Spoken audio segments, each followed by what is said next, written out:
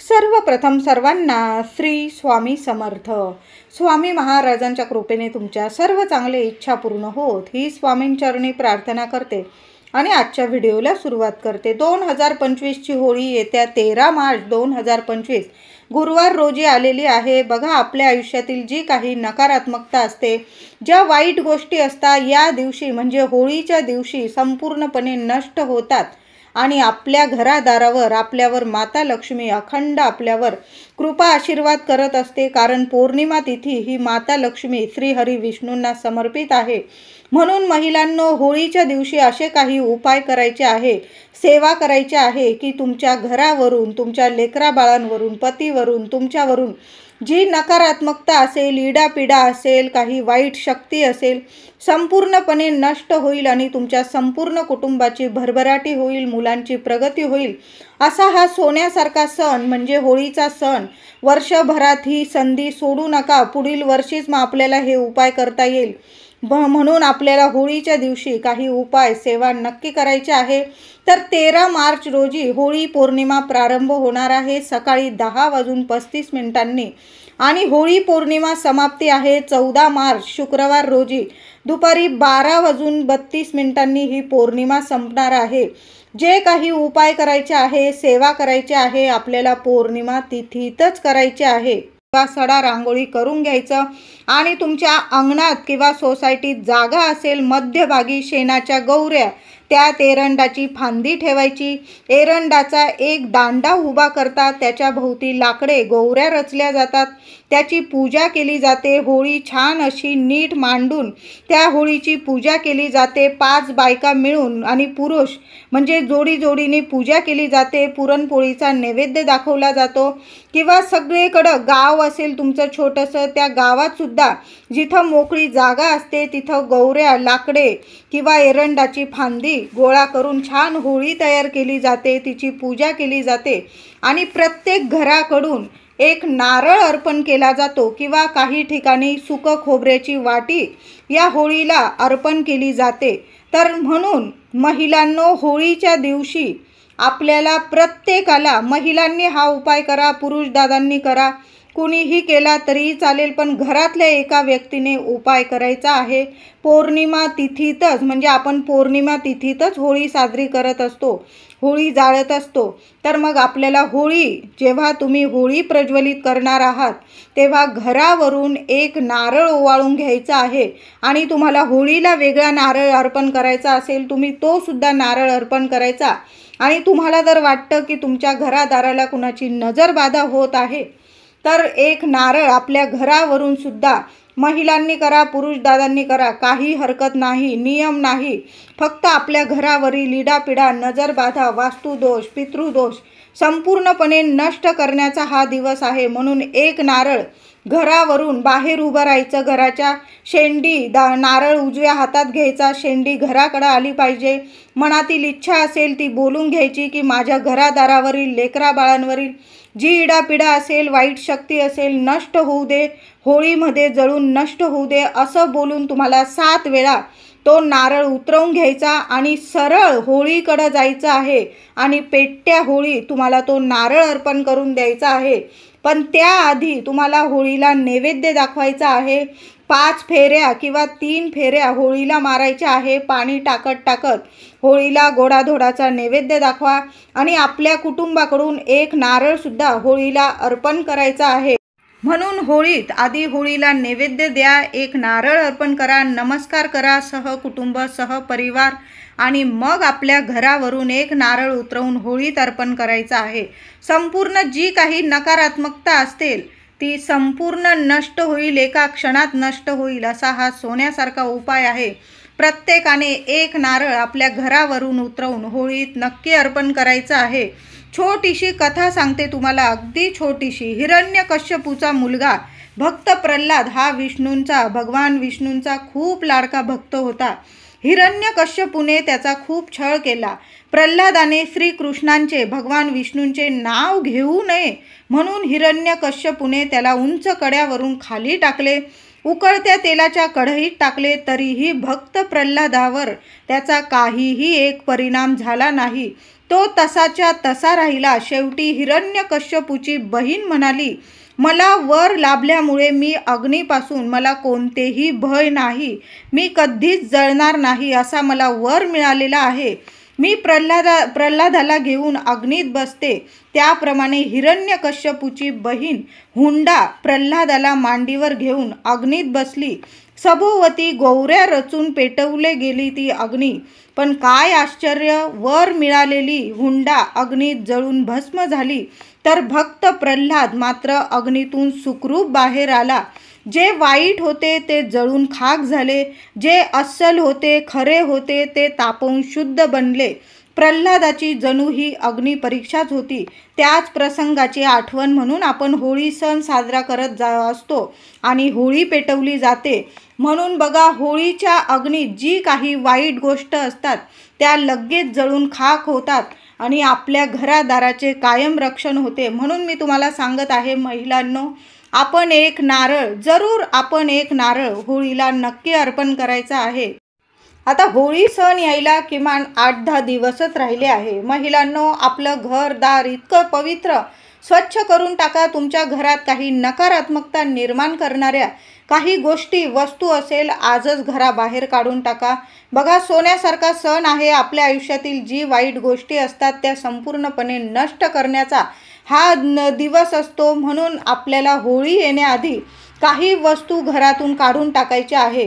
तुमच्या घरात काही इलेक्ट्रिक सामान असेल जे खराब झालेलं आहे, जे चालत नाही, मी म्हणेल ते काढून टाका. आणि दुरुस्त होणार असेल, घड्याळ वगैरे, टेप रेकॉर्डर वगैरे, काही TV वगैरे, तर हे दुरुस्त तरी करून घ्या. नाही तर तुम्ही टाकून दिलं तरीही चालेल.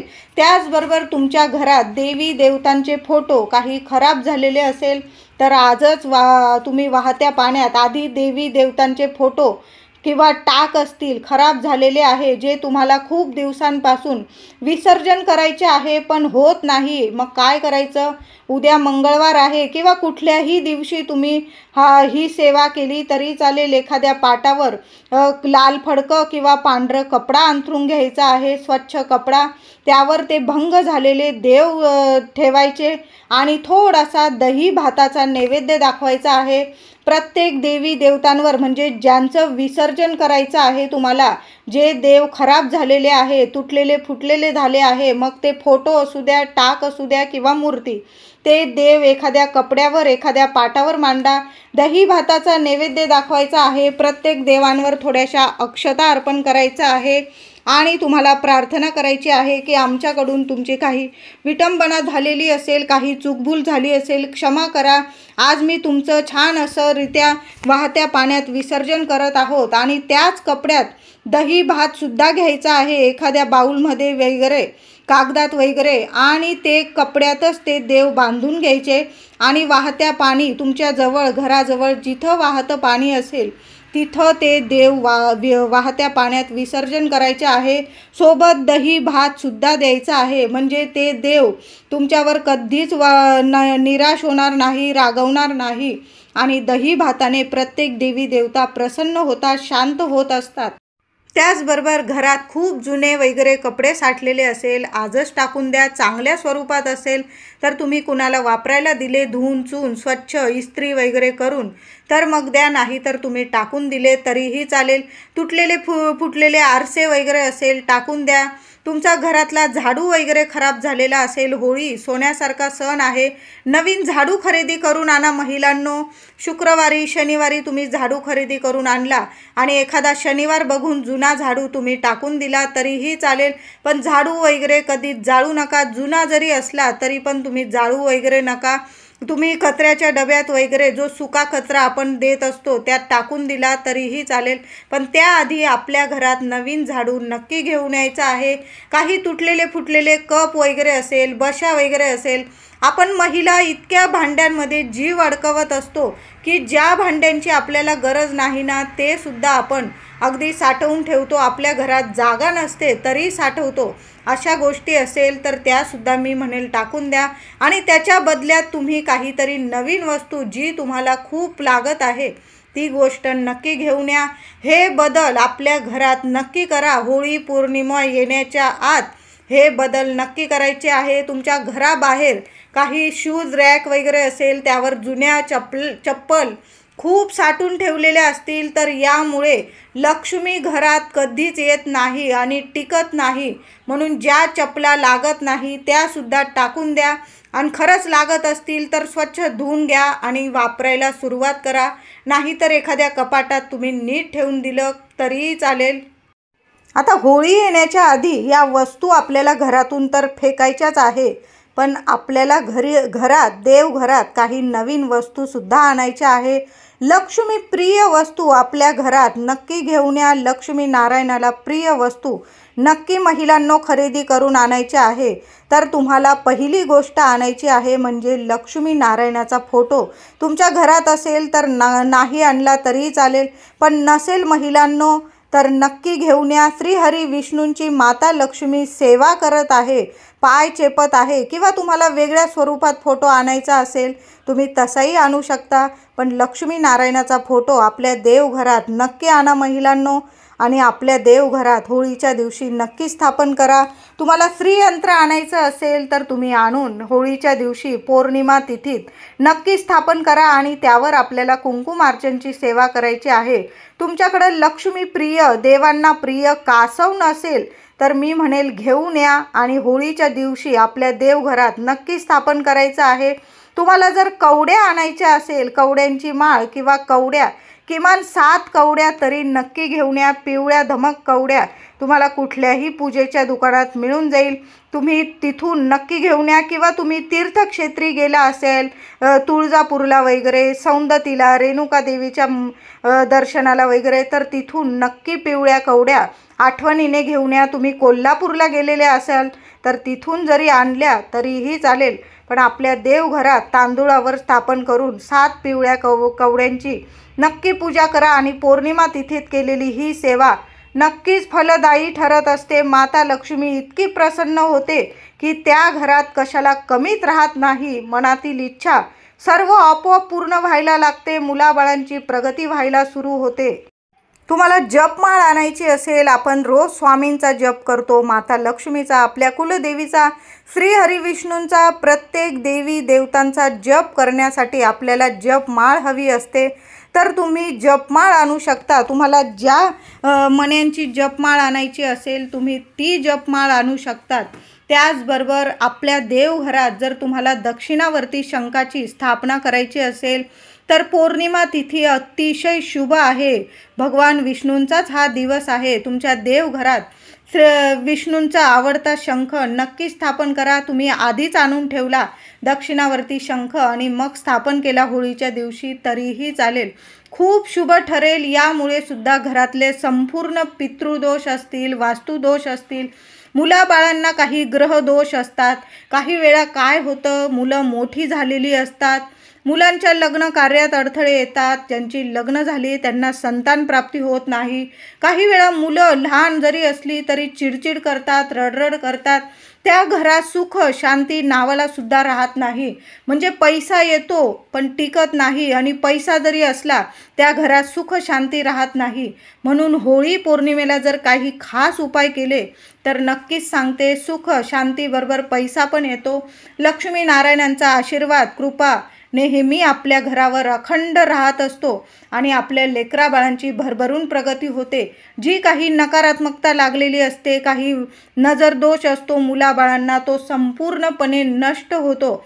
असा हा छान दिवस आहे, म्हणून या वस्तूंपैकी एक तरी वस्तू आपल्या देवघरात नक्की घेऊन या महिलांनो। तुम्हाला दिवा वगैरे आणायचा असेल, घंटी, म्हणजे तुम्हाला तामण किंवा पंचपाळं, ज्या देवांसाठी वस्तू हव्या आहेत त्या तुम्ही होळीच्या आधी नक्की घेऊन या आणि होळीच्या दिवशी आपल्या देवघरात नक्की स्थापन करायचे आहे। दिवशी नक्की पौर्णिमा तिथीत आपल्या उंबरठ्यावर नक्की स्थापन करा। तुम्हाला मुख्य दारावर लावायला स्वस्तिक, पंचधातूचं स्वस्तिक आणून तुम्हाला स्थापन करायचं असेल दारावर तर तुम्ही आधीच आणून ठेवा आणि होळीच्या पौर्णिमा तिथीत आपल्या मुख्य दारावर नक्की स्थापन करा। आपल्या घरासाठी मुख्य दारावर तुम्हाला कवड्यांचं तोरण आणायचं असेल, तुम्ही आधीच आणून ठेवा आणि होळीच्या दिवशी आपल्या मुख्य दारावर नक्की आपल्याला ते तोरण लावायचं आहे। आता होळीच्या दिवशी काही खास उपाय सेवा नक्की करा महिलांनो। सकाळी लवकर उठायचं आहे प्रत्येक महिलेने आणि आंघोळीच्या पाण्यात चिमूटभर हळद टाकून आंघोळ करायची आहे। बघा, सोन्यासारखं आयुष्यात सुख शांती नक्कीच येईल।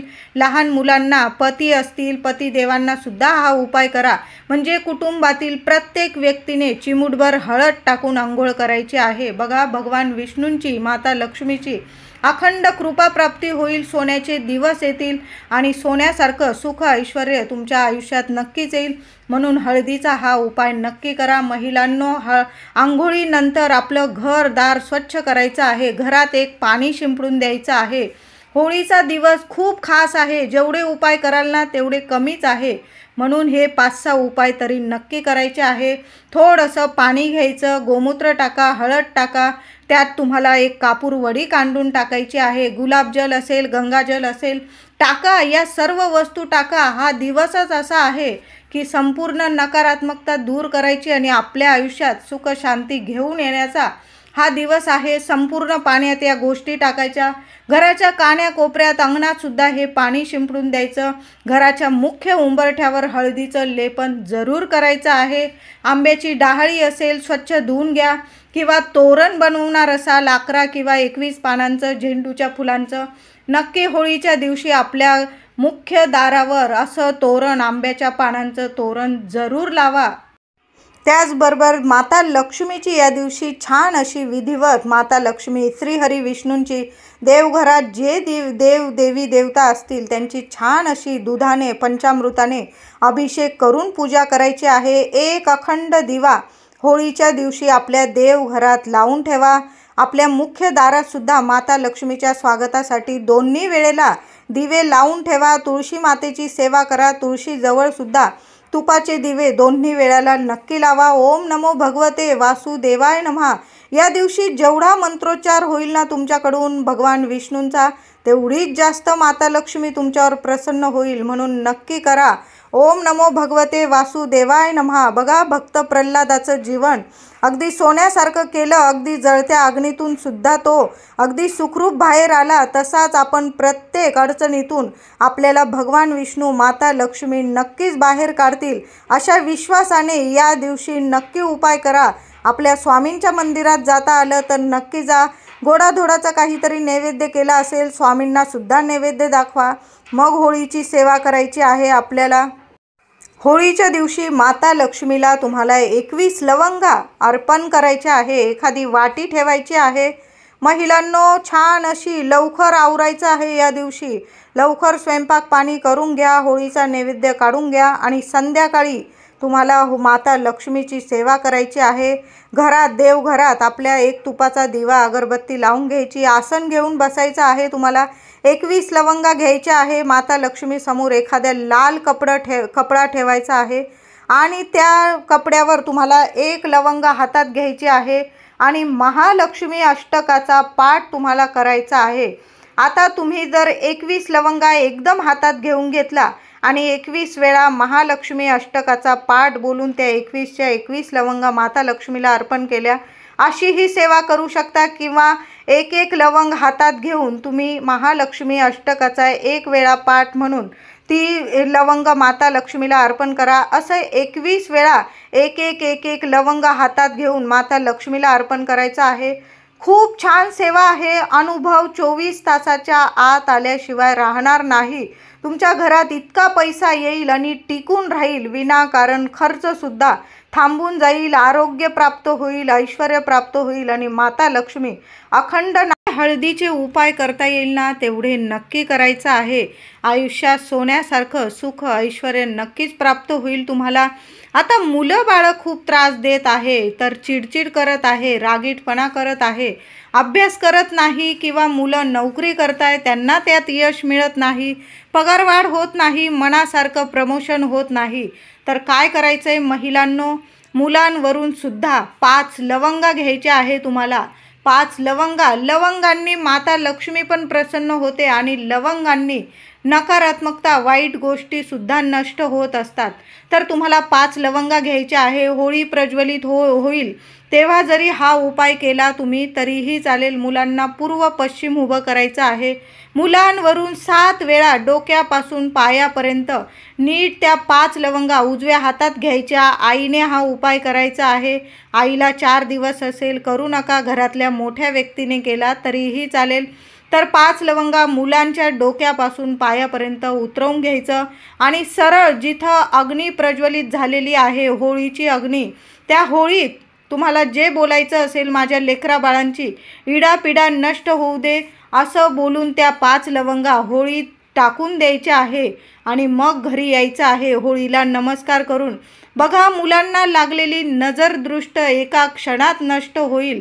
त्याचबरोबर तुम्हाला जर मुलांवरून नारळ उतरवून टाकायचं असेल तुम्ही तसंही करू शकता, पण प्रत्येकालाच एवढे नारळ परवडणार नाही. म्हणून हा जरी उपाय केला तुम्ही तरीही चालेल. 100% मुलांची नजरबाधा संपूर्ण नष्ट होईल आणि मुलांची भरभरून प्रगती व्हायला सुरुवात होईल.